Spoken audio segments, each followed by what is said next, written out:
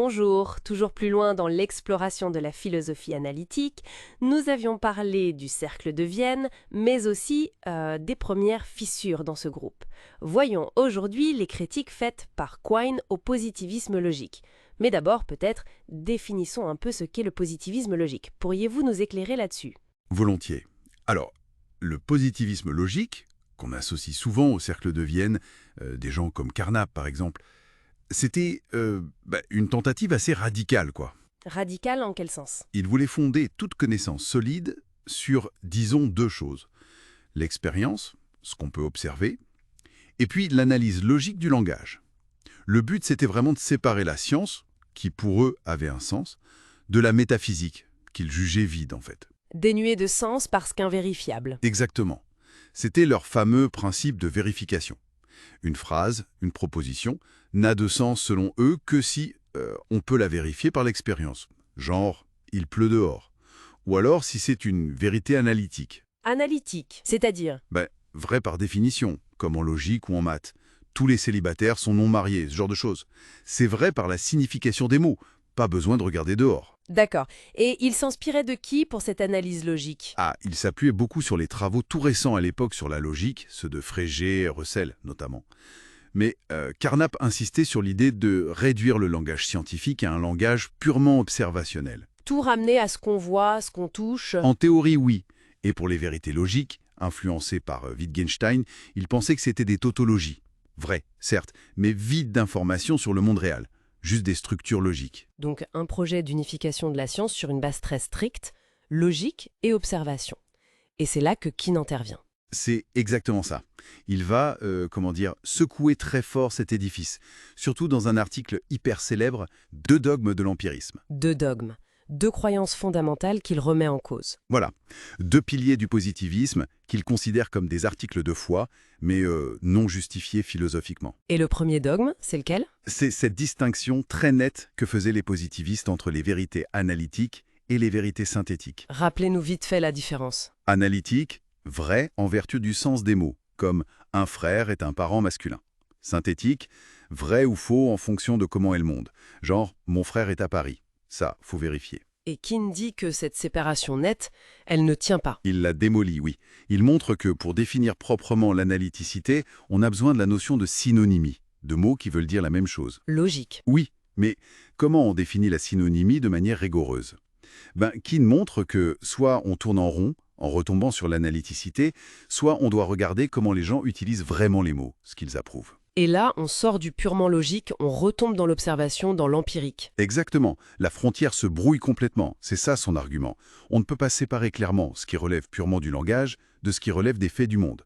C'est un dogme, cette séparation. D'accord, je vois. Ça, c'est un coup dur pour le projet positiviste. Et le deuxième dogme? C'est l'idée que chaque énoncé scientifique sensé pourrait en principe être traduit en un énoncé ne parlant que d'expérience immédiate. Et donc, on pourrait vérifier chaque énoncé un par un, isolément. C'est ça l'idée, oui. Un peu comme tester chaque brique d'un mur indépendamment des autres. C'est ce que Quine appelle l'atomisme. Et lui, il n'est pas d'accord avec ça? Pas du tout. Il oppose à cet atomisme ce qu'on appelle le holisme. Pour lui, ce ne sont pas les énoncés individuels qui sont confrontés à l'expérience, mais plutôt nos théories scientifiques prises dans leur ensemble.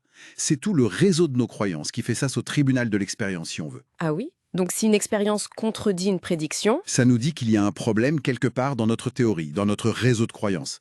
Mais ça ne nous dit pas exactement où est le problème. on pourrait ajuster différentes choses. Tout à fait. On pourrait modifier cet énoncé-là ou celui-ci, ou même remettre en cause une loi plus fondamentale, voire une loi logique, pour que l'ensemble redevienne cohérent avec l'expérience. C'est ce qu'on appelle la sous-détermination de la théorie par l'expérience. Plusieurs réparations sont possibles. Ouah, ça va loin. Même la logique pourrait être révisée. En principe, pour Quine, oui. Aucune croyance n'est totalement immunisée contre la révision si ça permet de mieux ajuster l'ensemble de notre savoir au monde. Quelles sont les implications de tout ça alors, si ces deux dogmes tombent? Les implications sont énormes. D'abord, la frontière nette que les positivistes voulaient tracer entre science et métaphysique devient très floue, très poreux. Si la distinction analytique-synthétique ne tient pas, La métaphysique n'est plus si facilement écartée comme non-sens. disons qu'on ne peut plus l'écarter sur cette base-là, oui.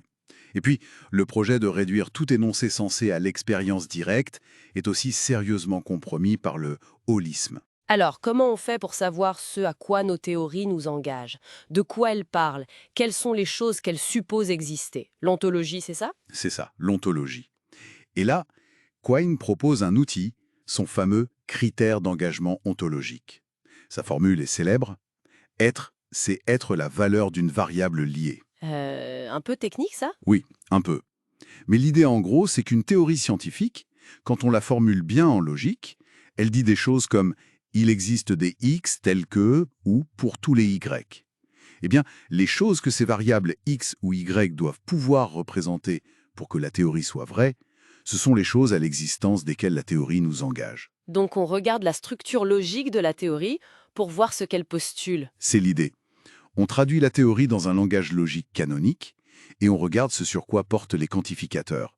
Il existe, pour tout. Ça nous dit ce que la théorie admet dans son univers. Et ça, c'est différent de ce que proposait Carnap, son ancien mentor. Oui, assez différent. Carnap lui distinguait les questions internes à un cadre linguistique, auquel on peut répondre dans ce cadre, et les questions externes, sur la réalité du cadre lui-même. Pour lui, choisir un cadre, par exemple un langage qui parle de nombres, c'était plus une question pratique, un choix conventionnel, régi par son principe de tolérance. Alors que pour Quine, Juste une convention externe.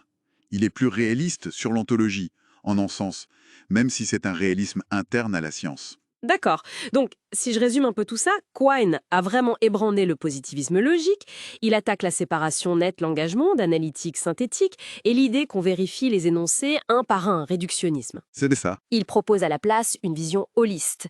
C'est toute la science, tout notre savoir qui confronte l'expérience.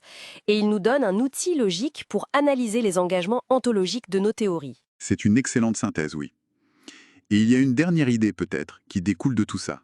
Son naturalisme. Le naturalisme. Oui, l'idée que la philosophie, et surtout l'épistémologie, l'étude de la connaissance, n'est pas une sorte de discipline supérieure, une philosophie première qui jugerait la science de l'extérieur. Mais alors elle est où? Pour Quine, elle fait partie de la science elle-même. Elle est une branche de la psychologie ou des sciences cognitives, on dirait aujourd'hui.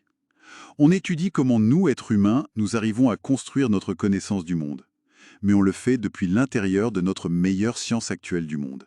C'est une sorte de boucle alors. La science nous aide à comprendre comment on fait de la science. Exactement. La science et l'étude de la connaissance s'informent mutuellement. On est loin, très loin, des fondations absolues et des démarcations strictes que cherchaient les positivistes logiques.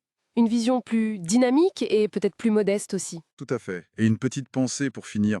Si notre étude de la connaissance fait elle-même partie de notre vision scientifique du monde, comment on peut être certain que cette étude n'est pas elle-même biaisée par la théorie qu'elle est censée évaluer? C'est une question qui reste ouverte. Fascinant. Beaucoup de choses à méditer. Merci beaucoup et à bientôt pour de nouvelles escapades dans la philosophie analytique.